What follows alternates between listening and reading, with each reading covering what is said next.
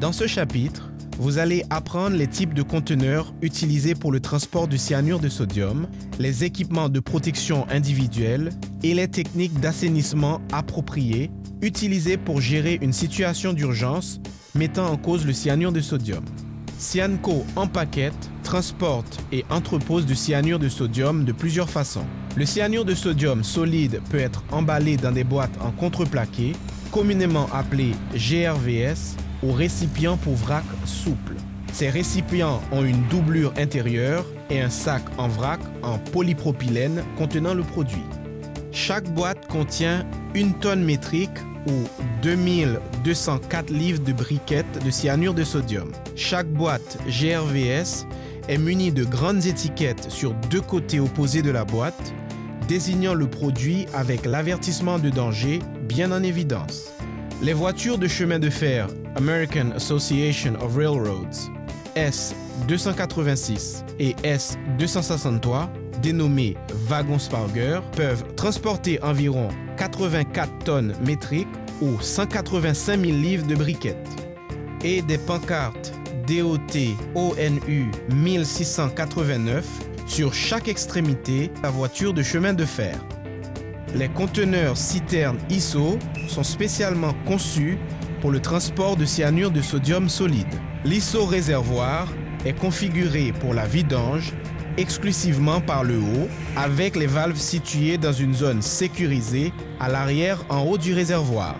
La paroi de la citerne est construite à partir d'acier inoxydable de forte épaisseur de 1/4 de pouce, 7 mm. Les conteneurs ISO transportent généralement 17 tonnes ou 37 480 livres de briquettes et ont des pancartes DOT ONU 1689 sur chaque extrémité et côté de la cuve. Le cyanure de sodium liquide est transporté dans des wagons spécialement construits, des semi-remorques et des citernes ISO. Les wagons sont de type DOT 105A ou DOT 111A. Ces 2 types de wagons peuvent être chargés et déchargés uniquement par le haut. Les voitures DOT 111A ont été spécialement modifiées en enlevant la valve du bas et en soudant une plaque à cet endroit pour éviter tout risque de fuite au bas du wagon. Ces wagons peuvent généralement transporter 75 708 litres ou 20 000 gallons de liquide. Pour le transport de cyanure de sodium solide, des pancartes DOT UN 3414 sont placées à chaque extrémité et côté de la voiture de chemin de fer. Le système de remorque citerne utilisé pour le transport du cyanure de sodium liquide est conçu pour atteindre ou dépasser les normes américaines DOT 412. La coque de la citerne est construite en acier inoxydable d'1/4 de pouce, recouvert de plusieurs pouces d'isolant en mousse et d'une enveloppe extérieure en acier inoxydable. La remorque citerne est très résistante à la perforation. Ces réservoirs, respectant les normes ASME, ont également des valves internes pour protection en cas de renversement. Les citernes de semi-remorque peuvent transporter jusqu'à 23 848 litres ou 6 300 gallons de produits liquides. Une pancarte DOT UN 3414 apparaît à chaque extrémité et côté de la remorque. Des réservoirs ISO spécialement conçus sont utilisés au Mexique pour transporter le cyanure de sodium liquide.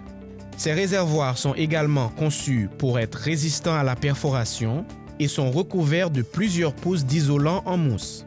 Ces réservoirs ISO liquides peuvent transporter jusqu'à 23 000 litres ou 6 080 gallons de produits liquides. Chaque extrémité et côté du réservoir ISO a une pancarte DOT UN 3414. Le cyanure de sodium lui-même n'est pas combustible. Dans des situations contrôlées, les cyanures peuvent être détoxifiés efficacement et en toute sécurité en utilisant des agents oxydants tels qu'une solution à 5% d'hypochlorite de sodium ou calcium ou de peroxyde d'hydrogène. L'eau de javel typiquement trouvée sur les étagères des magasins est une solution d'hypochlorite de sodium à 5%. Dans le cas d'un accident impliquant une perte de confinement de cyanure de sodium, la récupération du matériel doit être immédiate et complète. La première étape est de vous protéger. Utilisez l'équipement de protection individuelle approprié au complet. Cela comprend au minimum un casque, des lunettes de protection chimique, un écran facial protégeant contre les éclaboussures, une combinaison de protection contre les produits chimiques, des gants et des bottes résistants au cyanure et un moniteur de cyanure d'hydrogène. Le conducteur du camion a indiqué qu'il transporte du cyanure de sodium liquide. Il a dit qu'il y a probablement une fuite sur valve à l'extrémité du tuyau. Nous aimerions envoyer 2 personnes pour obtenir un visuel sur ce qui se passe. Et nous allons avoir 2 personnes ici en réserve. Lors de l'exécution des activités de nettoyage impliquant une perte de confinement de cyanure de sodium, liquide ou solide, utilisez les protocoles standards d'intervention pour les matières dangereuses, travaillez en jumelage avec un minimum de 2 membres du personnel de secours prêts en réserve. Si vous répondez à une urgence reliée au transport, nos transporteurs sont formés pour sécuriser la zone et coopérer avec les autorités à leurs arrivées sur les lieux. Voici tous les documents dont vous aurez besoin. Mes connaissances. Ils auront les informations disponibles qui peuvent vous aider dans vos activités d'intervention d'urgence, comme une connaissance et une fiche de données de sécurité. Utilisez le guide des mesures d'urgence DOT numéro 157 pour déterminer les distances de sécurité. Assurez-vous de sécuriser la zone, éloignez les curieux et le personnel non protégé. Non, non, non. Restez de ce côté de la ligne de barricade. Ils vont s'en occuper. Merci de votre offre. Initialement, sécurisez une zone de 300 pieds ou 90 mètres dans toutes les directions et interdire l'entrée dans la zone à moins que le personnel soit correctement protégé. Utilisez de la terre pour former des digues en amont et en aval de la zone de déversement pour contrôler le potentiel de ruissellement du matériel contaminé. Si vous avez du carbonate de sodium ou de la potasse disponible, ils sont d'excellents matériaux de construction de digues en raison de leur pH élevé et de leur compatibilité avec la cyanure de sodium. Ramassez le matériel déversé le plus rapidement et complètement possible. Dans certains cas, les matières déversées peuvent être récupérées et recyclées. Toutefois, cette pratique devait être soigneusement contrôlée et surveillée. Tout matériel restant doit être détoxifié.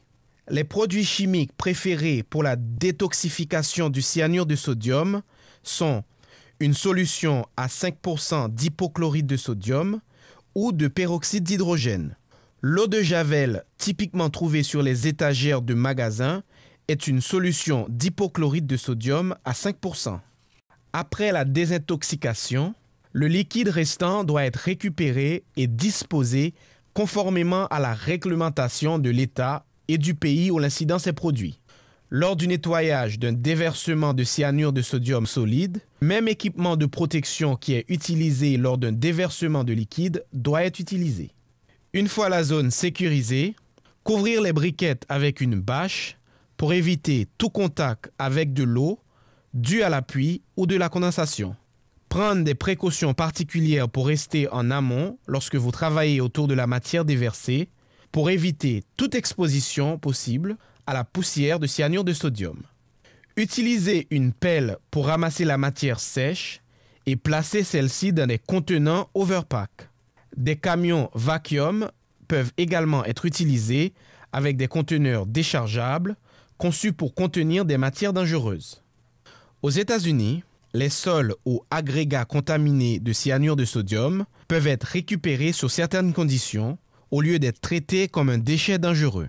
Cela se fait comme une réglementation américaine qui permet la réutilisation de matériaux qui n'ont pas changé dans leur composition chimique et peuvent encore être utilisés tels que prévu initialement.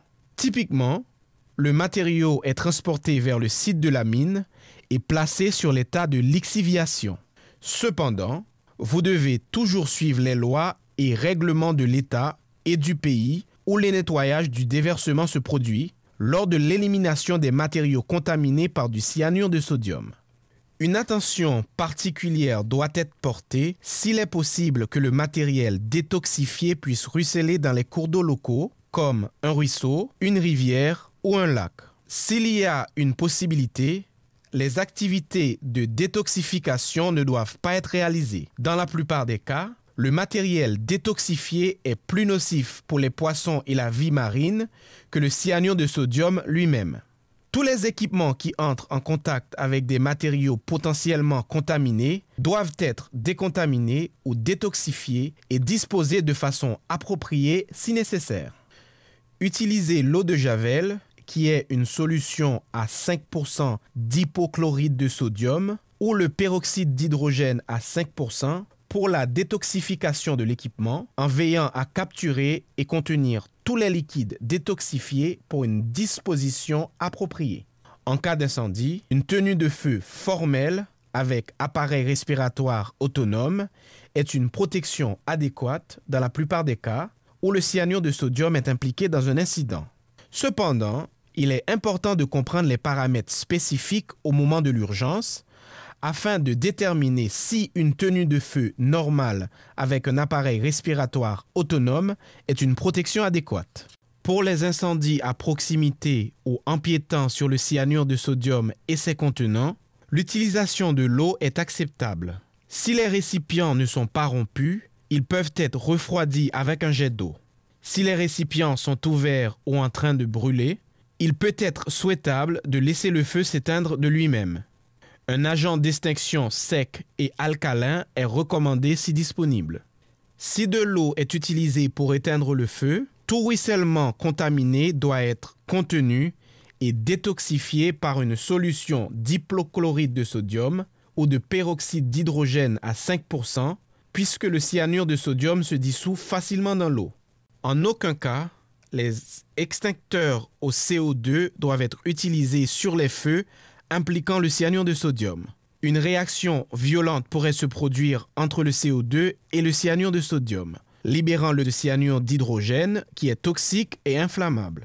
Résumons ce que nous venons de discuter. Le cyanure de sodium est livré dans différents conteneurs par camion, train et bateau. Pour contenir un déversement de cyanure de sodium, utilisez de la terre pour former des digues de confinement en aval du déversement. Couvrir le matériel solide avec une bâche pour empêcher le contact avec la pluie ou l'humidité. Toujours utiliser le système de jumelage, incluant une équipe de réserve adéquate, lors des interventions sur des matières dangereuses impliquant la cyanure de sodium. Utilisez le guide des mesures d'urgence DOT 157 pour trouver des conseils lors des opérations de réponse aux matières dangereuses et rappelez-vous de ne jamais utiliser des agents de détoxification tels que l'hypochlorite de sodium ou le peroxyde d'hydrogène si les liquides ne peuvent pas être empêchés d'infiltrer des cours d'eau ouverts. Si vous avez d'autres questions après avoir visionné cette présentation, s'il vous plaît, communiquez avec un représentant technique Cyanco aux États-Unis au numéro à l'écran. Nous serons heureux de répondre à toutes les questions que vous pourriez avoir.